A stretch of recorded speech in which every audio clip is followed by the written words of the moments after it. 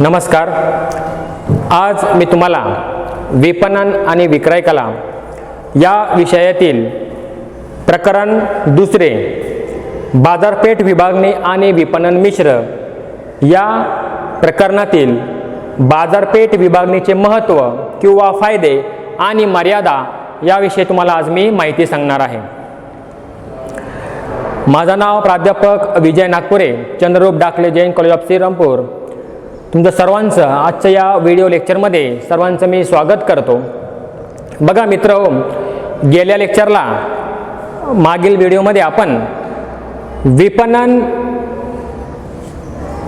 बाजारपेठ विभागणीची माहिती आणि विपणन मिश्र या प्रकरणाविषयी आपण थोडक्यात माहिती बघितली. बाजारपेठ विभागणीमध्ये बघितलं की बाजारपेठ विभागणी म्हणजे विविध स्त्री पुरुष, रुची भिन्नता, उत्पन्न भेद, ग्राहकांची आवड निवड या आधारे ग्राहकांचे केलेले विभाजन किंवा त्यांचे निर्माण केलेले उपसमूह या आधारे केलेले विभाजन म्हणजेच बाजारपेठ विभागणी होय. मग अशा बाजारपेठाची विभागणी केल्यामुळे कोणकोणते फायदे हे उत्पादकाला असेल, ग्राहकाला असेल किंवा जे काही मध्यस्थ असतील किंवा किरकोळ विक्रेते असतील, घाऊक विक्रेते असतील, म्हणजे एकंदरीत अशा सर्वांना कोणकोणत्या प्रकारचे फायदे प्राप्त होतात किंवा बाजारपेठ विभागणीला कोणते महत्त्व प्राप्त झालेले हे आजच्या आपण या लेक्चरमध्ये शिकणार आहोत. तर त्यामध्ये पहिलं जे महत्त्व आहे किंवा ते जे पहिला जो पॉईंट आहे तो म्हणजे बाजारपेठाची विभागणी केल्यामुळे वस्तूला स्पर्धात्मक स्थिती प्राप्त होते.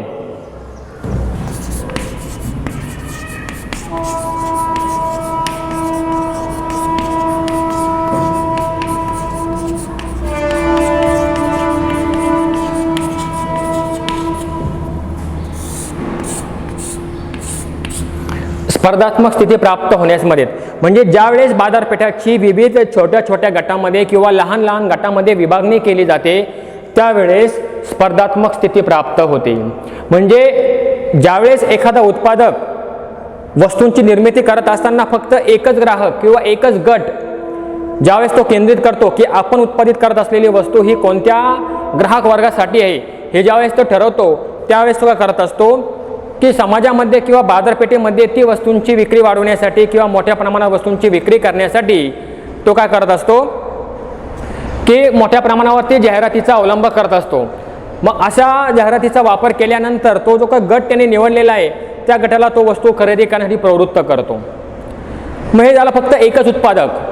मग असाच विचार किंवा असे जे काही असं जे काही स्पर्धात्मक स्थिती आहे किंवा अशी जी स्पर्धा जी आहे ती अनेक किंवा इतर जे उत्पादक असतील, इतर वस्तूंचे जे उत्पादक आहे ते देखील करत असतात. म्हणजे बघा, कंपनी असेल, कंपनीने ठरवलं की आपण जी उत्पादित करत असलेली वस्तू ही फक्त लहान मुलांसाठी आहे.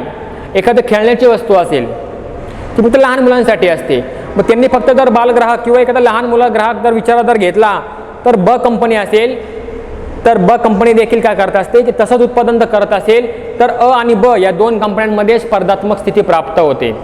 म्हणजेच बाजारपेठाचे विभाजन केल्यामुळे किंवा बाजारपेठाची विभागणी केल्यामुळे स्पर्धात्मक स्थिती प्राप्त होत असते. त्यानंतर दुसरं जे महत्त्व आहे किंवा दुसरा जो का फायदा जो आहे तो म्हणजे प्रत्येक वस्तूला बाजारपेठाची विभागणी केल्यामुळे प्रत्येक वस्तूला एक स्वतंत्र अस्तित्व निर्माण होते.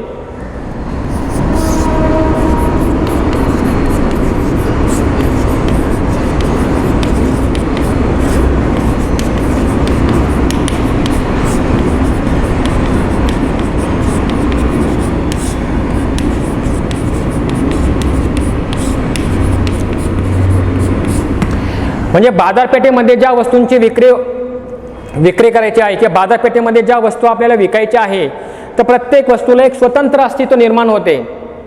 म्हणजे ज्यावेळेस उत्पन्नाच्या प्रक्रियेमध्ये सर्व उत्पन्नासाठी आवश्यक असणारे सर्व जे घटक आहे त्या घटकांचा वापर केल्यानंतर ज्यावेळेस एखाद्या वस्तूंचे उत्पादन केले जाते आणि ती वस्तू ज्यावेळेस समाजामध्ये किंवा बाजारपेठेमध्ये विक्री केली जाते तर त्या वस्तूला एक स्वतंत्र अस्तित्व निर्माण होते.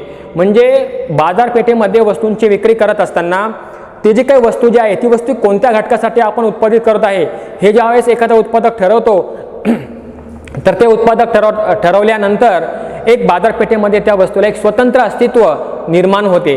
म्हणजे ग्राहकाला जर एखादी वस्तू खरेदी करावायची असेल, त्याची जी गरज असेल त्या गरजेला अनुसरून तो काय करत असतो, वस्तूंची खरेदी करत असतो. बघा, सकाळी आपण उठल्यानंतर आपल्याला अनेक वस्तूंची गरज असते. सकाळी उठले समजा आपण बघा की ज्यावेळेस आपल्याला ब्रश करायचा असेल तर ब्रश करत असताना आपल्याला टूथब्रशची गरज असते. मग ब्रशच्या अनेक कंपन्या आहे. टूथब्रश म्हणजे जे काही आपण क्रीम वापरतो किंवा जे काही आपण टूथब्रश वापरतो त्या टूथब्रशच्या समाजामध्ये अनेक कंपन्या आहे. कोलगेट आहे, पेप्सिडंट आहे, विको आहे, यासारख्या मोठमोठ्या कंपन्या आहे. मग आपण काय करत असतो की त्या वस्तूंचा वापर करत असताना जर त्या वस्तूचा वापर केल्यानंतर त्या वस्तू समजा वापर करत असताना ती वस्तू संपली, समजा सकाळी आपण कोलगेट ब्रश करण्यासाठी ज्यावेळेस कोलगेटचा वापर करत असतो तर कोलगेट समजा संपलं तर आपण काय करत असतो की पुन्हा मार्केटमध्ये जाऊन आपण कोलगेट खरेदी करत असतो. म्हणजे ग्राहकांनी एखाद्या वेळेस एखाद्या वस्तूचा वापर केल्यानंतर त्याला त्या वस्तूपासून समाधान मिळाल्यानंतर त्याला त्या वस्तूपासून तो प्रवृत्त झाल्यानंतर ती वस्तू तो वारंवार खरेदी करत असतो. म्हणून ज्यावेळेस बाजारपेठाची विभागणी केली जाते, बाजारपेठाचे ज्यावेळेस लहान लहान गटामध्ये विभाजन केलं जातं तर त्यावेळेस एक वस्तूला स्वतंत्र एक वेगळं अस्तित्व निर्माण होत असते. म्हणून हा एक 2 नंबरचा फायदा किंवा महत्त्व आपल्याला सांगता येईल. त्यानंतर बाजारपेठाची विभागणी केल्यामुळे आपल्याला तिसरा जो महत्त्व किंवा फायदा प्राप्त होतो तो म्हणजे ग्राहकांचा विश्वास वाढतो.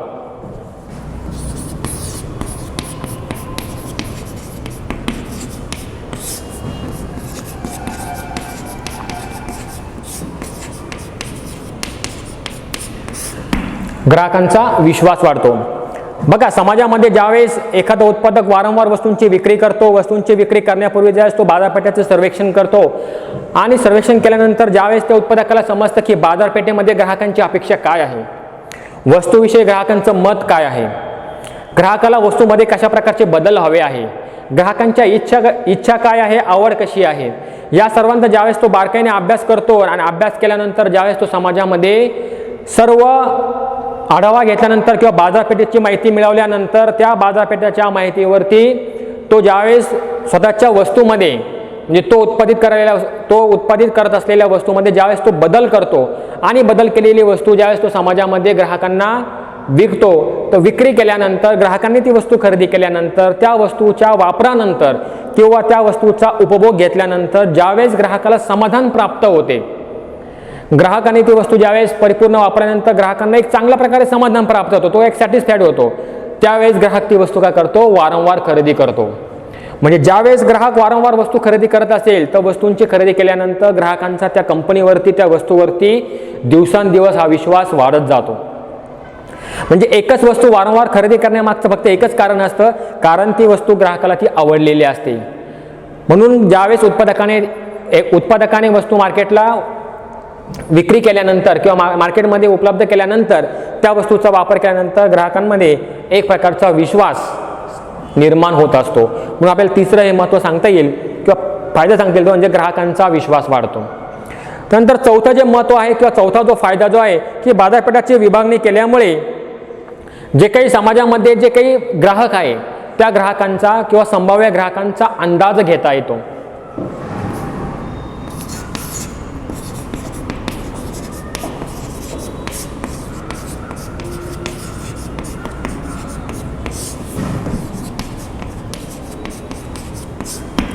संभाव्य ग्राहकांचा अंदाज. संभाव्य ग्राहक म्हणजे जे नव्याने ग्राहक निर्माण होणार आहे की नव्याने ग्राहक हे एखाद्या कंपनीशी जोडले जाणार आहे. बघा, तुम्हाला मी एक उदाहरण सांगतो. ज्यावेळेस आपण दैनंदिन जीवनामध्ये एखादी वस्तू वापरतो, समजा मोबाईल असेल, मोबाईलचा आपण चांगल्या प्रकारे वापर केला, मोबाईलच्या अनेक कंपन्या आहे, सॅमसंग नावाची कंपनी आहे, त्यानंतर नोकियाची आहे, ओप्पो आहे, त्यानंतर विवोचे आहे, हे जे काही मोबाईलच्या कंपन्या आहेत. ज्यावेळेस आपण एखादा मोबाईल वापरतो, समजा मी सॅमसंग कंपनीचा मोबाईल जर वापरला, तो मोबाईल वापरल्यानंतर त्याचा आपण वापर केल्यानंतर त्या मोबाईलपासून मला जर चांगलं समाधान प्राप्त झालं आणि जर समजा मला एखाद्या व्यक्तीने विचारलं की मला मोबाईल घ्यायचा आहे, त्याविषयी तुझं मत काय आहे, मला एक मोबाईल घ्यायचा आहे त्याविषयी तुझं मत काय आहे, ज्यावेळेस तो मला विचारतो मी सांगेल की माझ्याकडे सॅमसंग कंपनीचा या ब्रँडेड कंपनीचा मोबाईल आहे, तो अतिशय चांगला आहे, मी वापरल्यानंतर मला त्यापासून चांगले आउटपुट किंवा चांगलं समाधान मिळालेलं आहे. मग मी ज्यावेळेस त्याला असं सांगेल, तो काय करणार की त्या मोबाईलविषयी चौकशी करणार आणि जर त्याला तो मोबाईल जर आवडला तर काय होणार, तो देखील सॅमसंग कंपनीचा मोबाईल खरेदी करणार. म्हणजे कंपनीला वेगळी अशी जाहिरात या नवीन ग्राहकाला करण्याची गरज पडत नाही. मी सॅमसंग कंपनीचा मोबाईल वापरला किंवा मी वस्तू वापरली आणि त्यापासून मला समाधान प्राप्त झाले, म्हणून मी काय केलं की त्या व्यक्तीला सांगितलं की अरे तू मी ह्या कंपनीचा मोबाईल वापरल्यानंतर मला असं समाधान प्राप्त झालेलं आहे, मग तू बघ तुला जर समजा घ्यायचा असेल तर तू ह्या कंपनीचा विचार कर. मग असं ज्यावेळेस आपण त्याला म्हणतो मग तो काय करतो की त्या कंपनीचा मोबाईल खरेदी करतो. म्हणजे ॲटोमॅटिकली आपोआपच एक ग्राहक जो आहे तो एक ग्राहक काय होतो त्या कंपनीशी जोडला जातो. म्हणजे हे जे काही संभाव्य ग्राहक जे आहे हे संभाव्य ग्राहक हे बाजारपेठ विभागणी केल्यामुळे काय होत असतं जोडले जातात. म्हणून संभाव्य ग्राहकांचा आपल्याला हा एक चौथा जो फायदा जो आहे तो चौथा फायदा आपल्याला सांगता येईल. त्यानंतर पाचवं जे महत्त्व आहे किंवा पाचवा जो फायदा जो आहे तो म्हणजे बाजारपेठाचे विभाजन केल्यामुळे विपणनाचं एक कार्यात्मक नियोजन करता येतं.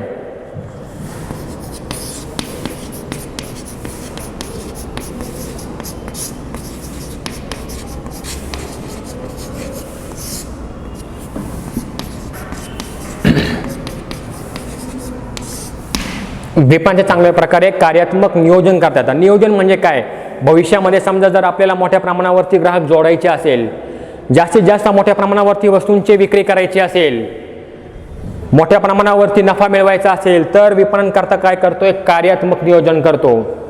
म्हणजे समाजामध्ये जे अनेक वस्तू आहे, अनेक स्पर्धात्मक ज्या वस्तू आहे त्या प्रत्येक स्पर्धात्मक वस्तूचा काय करतो अंदाज घेतो. स्पर्धकांच्या वस्तू किती आहे, त्याची किंमत किती आहे, स्पर्धक स्वतःच्या वस्तूची विक्री करण्यासाठी कोणत्या जाहिरातीचा वापर करतो. म्हणजे अशी सर्व प्रकारची माहिती तो काय करतो गोळा करतो आणि गोळा केल्यानंतर आपली वस्तू मार्केटमध्ये किंवा समाजामध्ये बाजारपेठेमध्ये कशी टिकेल, नवीन नवीन ग्राहक कसे जोडले जातील, आपल्या वस्तूंची विक्री मोठ्या प्रमाणावरती कशी वाढेल, यासाठी प्रत्येक उत्पादक काय करत असतो नियोजन करतो, कार्यात्मक नियोजन करतो. मग असं नियोजन करत असताना तो काय करत असतो की आपली वस्तूची किंमत किती, आपल्या वस्तूमध्ये कोणकोणत्या गोष्टींची कमतरता आहे यासाठी तो काय करतो बाजारपेठाचं सर्वेक्षण करतो. बाजारपेठेमध्ये जे असंख्य ग्राहक असतील त्या ग्राहकांचे तो काय करतो त्यांचं निरीक्षण करतो. त्यांच्या वस्तू वापरल्यानंतर त्यांचं जे समाधान आहे, त्यांचे विचार आहे ते विचार तो ऐकतो आणि ऐकल्यानंतर त्याला लक्षात येतं की आपण ज्या वस्तूंची निर्मिती केलेली आहे ती वस्तूमध्ये आणखी काहीतरी नवीन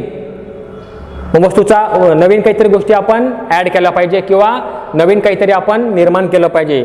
वस्तूचा आकार असेल, रंग असेल, वजन असेल, किंमत असेल, गुणवैशिष्ट्ये असेल, यामध्ये तो काय करतो बदल करतो आणि बदल केल्यानंतर एक चांगली वस्तू पुन्हा नव्याने मार्केटमध्ये तो उपलब्ध करून देत असतो. बघा आपण दैनंदिन जीवनामध्ये टी व्हीवरती अनेक प्रकारच्या जाहिराती बघतो. टी व्हीवरती बघा आता फेअर अँड लवलीची जाहिरात आपण घेऊया. फेअर अँड लवलीची प्रत्येक सीझनमध्ये किंवा प्रत्येक विंटरमध्ये प्रत्येक जसं हिवाळा असेल, उन्हाळा असेल, पावसाळा असेल, प्रत्येक ऋतूमध्ये त्यांची जाहिरात वेगवेगळी असते. आता सध्या एक जाहिरात खूप जोरात त्यांची चालू आहे की फेअर अँड लवलीची नवीन जी जाहिरात चालू आहे ती fair and lovely glow and lovely. मग ही जी काही जाहिरात आपण दैनंदिन जीवनामध्ये बघतो, फेअर अँड लवलीची तुम्ही सुरुवातीची जाहिरात जर बघितली तर वेगळी होती, आता तुम्ही जाहिराती बघा. तसं लाईफबॉय कंपनी आहे, जुनी कंपनीची जाहिराती तुम्ही बघा आणि आता नव्याने जाहिराती बघा. म्हणजे कंपन्या काय करतात की बदलत्या परिस्थितीनुसार समाजाला काय हवं आहे, समाजातील ग्राहकांच्या इच्छा अपेक्षा काय त्याला अनुसरून वस्तूंची निर्मिती करतात. म्हणून समाजातील किंवा बाजारपेठेतील सर्व गोष्टींची काय करत असतो, सर्व गोष्टींचा अंदाज घेऊनच विपणनाचे जे नियोजन आहे ते नियोजन केले जाते. त्यानंतर पुढचं जे महत्त्व आहे किंवा पुढचा जो फायदा जो आहे तो म्हणजे वस्तूला चांगल्या सेवा पुरवता येतात. वस्तूला चांगल्या सेवा पुरवता येतात.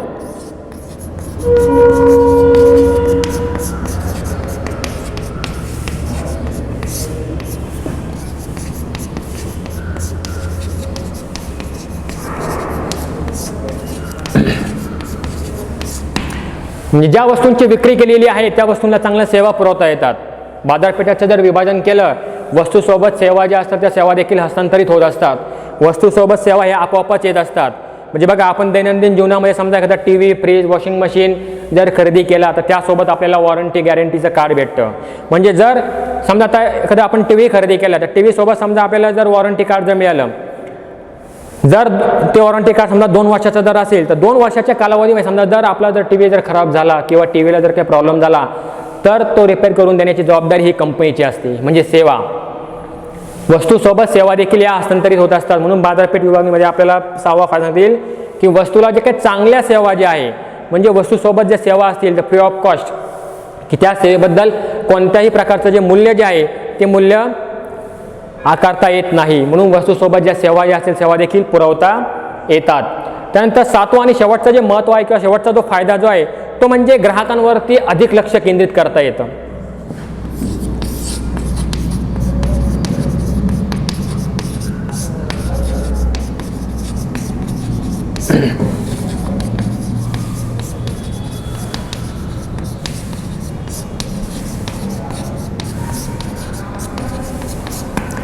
ग्राहकांवरती अधिक लक्ष म्हणजे बाजारपेठाचे जे विभाजन केलेले आहे तर विभाजन करण्यामागचा फक्त एकच उद्देश असतो की आपले ग्राहक कोण आहे, आपले संभाव्य ग्राहक कोण आहे, संभाव्य बाजारपेठ आपली कोणती आहे हे ज्यावेळेस बाजारपेठाची विभागणी केल्यामुळे समजतं तर त्यावेळेस संभाव्य ग्राहकांना देखील किंवा ग्राहकांना विशिष्ट ग्राहकांवरती लक्ष केंद्रित करता येतं.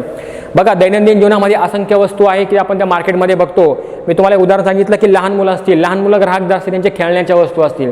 जर आपलं उद्दिष्ट जर लहान मुलं जर आपण जर पकडले तर मग त्यांना अनुसरून वस्तूंची निर्मिती केली जाते.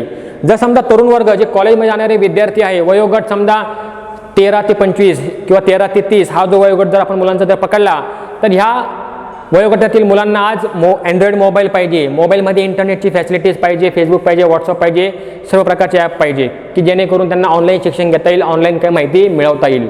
मग असा जो काही ग्राहक वर्ग जो आहे या ग्राहक वर्गांना टार्गेट करून किंवा त्यांच्यावरती लक्ष केंद्रित करून त्यांच्यासाठी काही योजना ज्या असतात त्या राबवल्या जातात.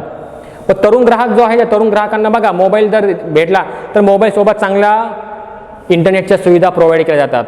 मोबाईलमध्ये चांगल्या प्रकारचे जे ॲप्स असतील ते दिले जातात, चांगल्या प्रकारचे फंक्शन्स हे दिले जातात. म्हणजे एकंदरीत काय केलं जातं की बाजारपेठेमध्ये जे काही ग्राहक आहेत ते आपले ग्राहक कोण आहे, आपण कोणत्या गटाच्या ग्राहकांसाठी वस्तूंची निर्मिती करणार आहोत याविषयीचं लक्ष जे आहे ते लक्ष केंद्रित केलं जातं. म्हणून आपल्याला सातवा फायदा सांगता येईल किंवा मत सांगता येईल की ग्राहकांवरती अधिक लक्ष केंद्रित करता येतं. तर बघा मित्र हो की आपण आज बाजारपेठ विभागणीचे महत्त्व आणि फायदे जे आहे ते असे 7 टप्प्यामध्ये आपण आज बघितले. जसे फायदे आहे जसे महत्त्व आहे तसं काही मर्यादा देखील पडतात. म्हणून आपण पुढचा पॉईंट बघणार आहोत की बाजारपेठ विभागणीच्या मर्यादा.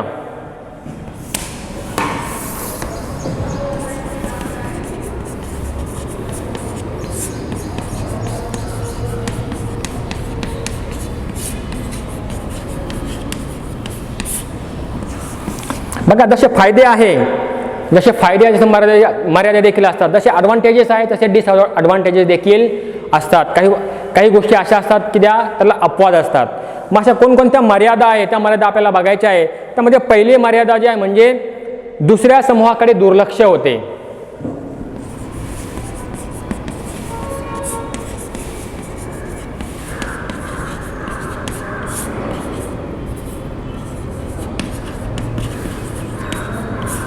दुसऱ्या समूहाकडे दुर्लक्ष म्हणजे बघा बाजारपेठाचं विभाजन केल्यामुळे काय होतं की आपण फक्त एकाच गटाकडे काय करत असतो किंवा एका समूहाकडे आपण लक्ष केंद्रित करतो पण त्याच वेळेस दुसऱ्या समूहाकडे दुर्लक्ष करत असतं. मी तुम्हाला आता उदाहरण सांगितलं की ज्यावेळेस वय वर्ष 13 ते 30 या वयोगटातील जे तरुण मुली आहे यांसाठी ज्यावेळेस आपण मोबाईल चांगल्या प्रकारचा मोबाईल एखादी कंपनी उत्पादित करत असेल त्यासोबत त्यांना चांगल्या प्रकारचं जे काही इंटरनेटची सुविधा असेल ते देत असेल, वेगवेगळ्या प्रकारचे जे ॲप्स आहे ते जर देत असेल, पण त्याच वेळेस ज्यांचं वय 40च्या पुढे आहे ज्यांचं वय 40च्या पुढे मात्र अशा व्यक्तींकडे दुर्लक्ष केलं जातं कारण त्यांना फारसा मोबाईल वापरता येत नाही. आज बघा आपले आई वडील की ज्यांचं वय 45 आहे, 50 आहे, 55 आहे त्यांना मोबाईलमधलं एवढं समजत नाही, लॅपटॉपमधल्या गोष्टी समजत नाही. पण त्याच एखादा मुलगा जर असेल वय वर्ष 13 ते 30 मध्ये त्याला पटकन सगळ्या गोष्टी हाताळता येतात. म्हणजे ज्यावेळेस एखादी कंपनी फक्त 13 ते 30 या वयोगटातील ज्यावेळेस मुलांचा किंवा विद्यार्थ्यांचा विचार करते मात्र त्याच वेळेस 40 क्रॉस झालेल्या किंवा 50 क्रॉस झालेल्या व्यक्तींचा विचार करत नाही. म्हणून हे एक आपल्याला एक मर्यादा सांगता येईल की दुसरा समूह जो असेल त्या दुसऱ्या समूहाकडे दुर्लक्ष केलं जातं. त्यानंतर दुसरा जो तोटा जो आहे किंवा दुसरी मर्यादा ते म्हणजे अनेक समस्यांना तोंड द्यावे लागते.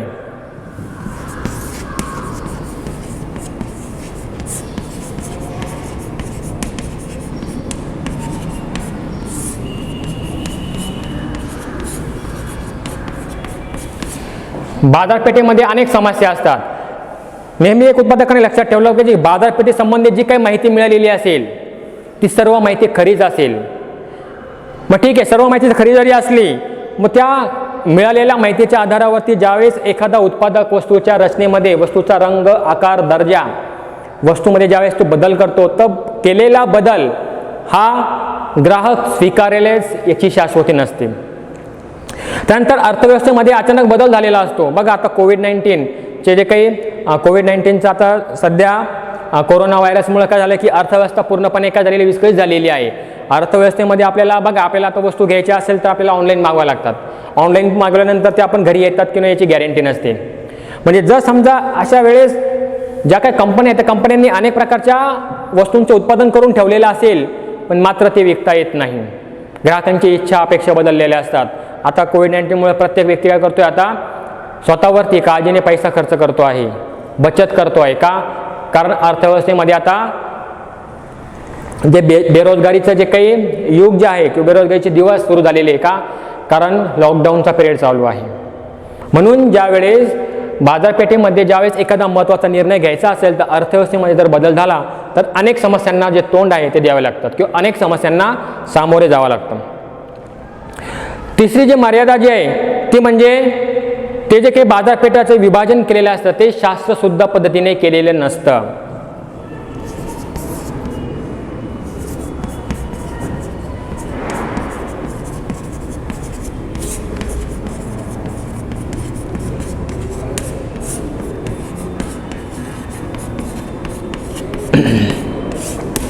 बाजारपेठेची जी विभागणी केलेली आहे ती विभागणी शास्त्रशुद्ध पद्धतीने केलेली नसते. म्हणजे बाजारपेठाची विभागणी करत असताना बाजारपेठेमधील सर्वच घटक हे विचारात घेतले जात नाही.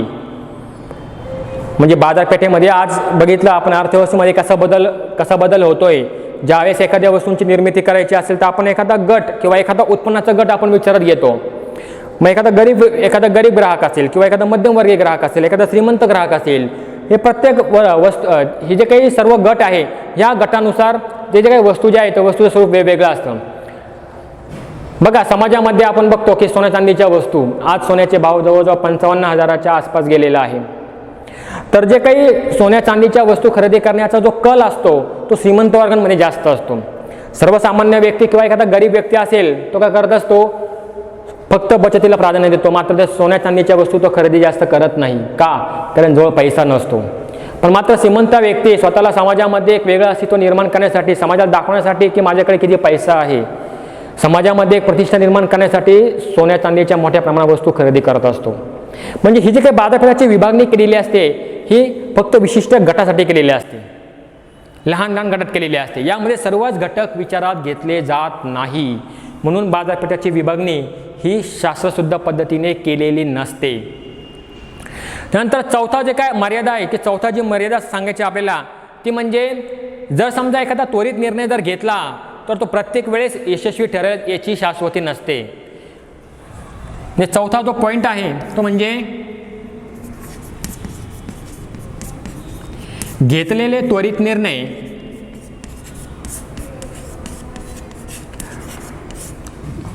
परिणामकारक नसतात.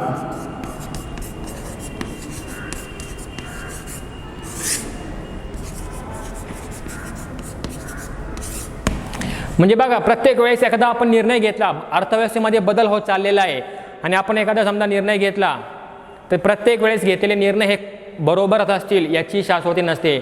बघा आता कोरोना व्हायरसमुळे काय झालं की कंपन्यांनी अचानक लॉकडाऊनच्या काळामध्ये कंपन्या बंद केला, अनेक कामगारांना कामावरून काढून टाकलं. त्वरित निर्णय घेतला की लगेच कामावरून काढून टाकायचं. का?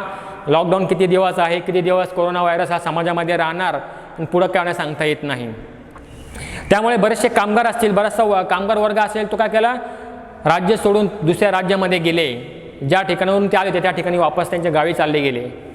याचा परिणाम असा झाला की ज्यावेळेस लॉकडाऊन उघडला आणि पुन्हा कंपन्या पुन्हा नव्याने सुरू झाल्या त्यावेळेस पुन्हा कामगारांची कमतरता भासू लागली. मग असे जे काही बाहेरगावी गेलेले किंवा बाहेरच्या राज्यामध्ये गेलेले कामगार आहे ती पुन्हा मिळवता येणे शक्य झालं नाही. म्हणजे बघा परत कारण आता ट्रेन बंद आहे, रेल्वेचा प्रवास बंद आहे, दुसऱ्या राज्यातून या राज्यामध्ये प्रवास क्वचित चालू आहे. मग अशा काळामध्ये कामगारांना पुन्हा जर समजा एखाद्या राज्यात जर यायचं असेल येता येत नाही. कंपन्यांना मोठ्या प्रमाणात कामगारांची गरज आहे पण मिळत नाही. का? लॉकडाऊन चालू आहे, कोरोना व्हायरसमुळे आता कोणीही लवकर शक्यतो काम करण्यास तयार होत नाही. म्हणजे ही जी परिस्थिती निर्माण झालेली आहे ह्याच परिस्थितीला अनुसरून ज्यावेळेस एखादा निर्णय घेतला जातो तर घेतलेला त्वरित निर्णय कधीही हा परिणामकारक किंवा यशस्वी होईल याची शाश्वती नसते. म्हणजे जर आपण समजा आपण जर एखादे 10 निर्णय घेतले असेल तर 10 निर्णयापैकी कदाचित 8 निर्णय आपले बरोबर ठरतील, मात्र कमीत कमी आपले 2 निर्णय चुकण्याची शक्यता खूप असते. म्हणजे घेतलेले निर्णय 100% यशस्वी ठरेलच याची शाश्वती नसते. म्हणून आपल्याला ही चौथी मर्यादा सांगता येईल. त्यानंतर 5वी आणि शेवटची जी मर्यादा सांगता येईल ती म्हणजे बाजारपेठ विभागणी ही एक खर्चिक पद्धती आहे.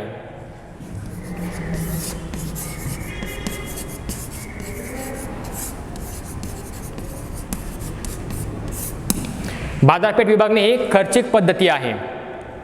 बाजारपेठाची विभागणी करत असताना अनेक प्रकारचा खर्च येतो, कारण ज्यावेळेस आपण एखादा गट निवडत असतो त्या गटांवरती आपल्याला पूर्णपणे अभ्यास करावा लागतो, त्या गटांवरती पूर्ण प्रकारे खर्च करावा लागतो. विशिष्ट असा गटाला अनुसरून त्याच्या आवडी निवडी अपेक्षा, त्याचे बदलते फॅशन्स, टेक्नॉलॉजी किंवा जे तंत्रज्ञान बदलत आहे, अर्थव्यवस्थेमध्ये जे काही विविध प्रकारचे अर्थव्यवस्थेमध्ये जो काही विविध प्रकारचा बदल होत चाललेला आहे, या बदलाला अनुसरून वस्तूच्या रचनेमध्ये वस्तूचा रंग, आकार, वजन, गुणवैशिष्ट्ये यामध्ये बदल करावा लागतो. जाहिरातीवर मोठ्या प्रमाणात खर्च करावा लागतो. म्हणजे ज्यावेळेस एखाद्या गटाचा फक्त बारकाईने विचार केला जातो आणि त्या विचार करून त्या एका गटावरती मोठ्या प्रमाणावरती जाहिरात केली जाते, त्यावर देखील मोठा खर्च येतो. म्हणून बाजारपेठ विभागणी ही एक खर्चिक पद्धती आहे. ज्यावेळेस एखाद्या विशिष्ट गटाचा विचार करून बाजारपेठाची विभागणी केली जाते तर त्या गटावरती येणारा खर्च, वस्तूंवरती येणारा खर्च हा तुलनेने खूप असतो. म्हणून बाजारपेठ विभागणी ही एक खर्चिक पद्धती आहे. तर अशा प्रकारे आपण आज बाजारपेठ विभागणीचे जे काही महत्त्व आहे किंवा जे फायदे आहे आणि मर्यादा आपण त्या बघितल्या. फायदेमध्ये बघितलं किंवा महत्त्वामध्ये बघितलं की बाजारपेठाचे विभाजन केल्यामुळे स्पर्धात्मक स्थिती प्राप्त होण्यास मदत होते. दुसरं आपण महत्त्व बघितलं किंवा फायदा बघितला, प्रत्येक वस्तूला एक स्वतंत्र अस्तित्व निर्माण होतं. तिसरा फायदा बघितला की ग्राहकांचा विश्वास वाढतो. चौथा आपण बघितला की संभाव्य ग्राहकांचा आपल्याला अंदाज घेता येतो. पाचवा आपण महत्त्व बघितलं म्हणजे विपणनाचे कार्यात्मक पद्धतीने नियोजन करता येते. त्यानंतर 6वा बघितला की वस्तूला एक चांगल्या प्रकारे सेवा आपल्याला पुरवता येतात. आणि 7वा आपण फायदा बघितला किंवा 7वा आपण महत्त्व बघितलं की जे काही ग्राहक जे आहे त्या ग्राहकांवरती अधिक लक्ष केंद्रित करता येतं. ज्या प्रकारे फायदे आहेत किंवा ज्या प्रकारे महत्त्व आहे त्या प्रकारे मर्यादा देखील पडतात. मर्यादेमध्ये आपण 5 प्रकारच्या आपण मर्यादा बघितल्या. त्यामध्ये पहिला मर्यादा आपण बघितली ती म्हणजे दुसऱ्या समूहाकडे दुर्लक्ष होते. त्यानंतर दुसरा मर्यादा आपण बघितली म्हणजे अनेक समस्यांना तोंड द्यावे लागते. अर्थव्यवस्थेमध्ये काही बदल झाला तर त्या बदलाला अनुसरून अनेक समस्या निर्माण होतात आणि त्या निर्माण झालेल्या समस्यांना तोंड द्यावं लागतं किंवा सामोरे जावं लागतं. त्यानंतर तिसरं आपण मर्यादा बघितलं ती म्हणजे केलेली विभागणी ही शास्त्रशुद्ध पद्धतीने केली जात नाही. त्यानंतर चौथा आपण बघितलं की म्हणजे जे काही निर्णय घेतलेले असतात ते सर्व निर्णय हे परिणामकारक ठरतीलच याची शाश्वती नसते. एखादा निर्णय चुकण्याची देखील शक्यता असते. आणि 5वं जे आपण मर्यादा आपण जी बघितली ती म्हणजे खर्चिक पद्धती. बाजारपेठ विभागणी ही एक खर्चिक पद्धती आहे. एकंदरीत अशा प्रकारे आजच्या या लेक्चरमध्ये मी तुम्हाला बाजारपेठ विभागणीचे महत्त्व किंवा फायदे आणि बाजारपेठ विभागणीच्या मर्यादा या ठिकाणी मी तुम्हाला सांगितलेलं आहे. थँक्यू.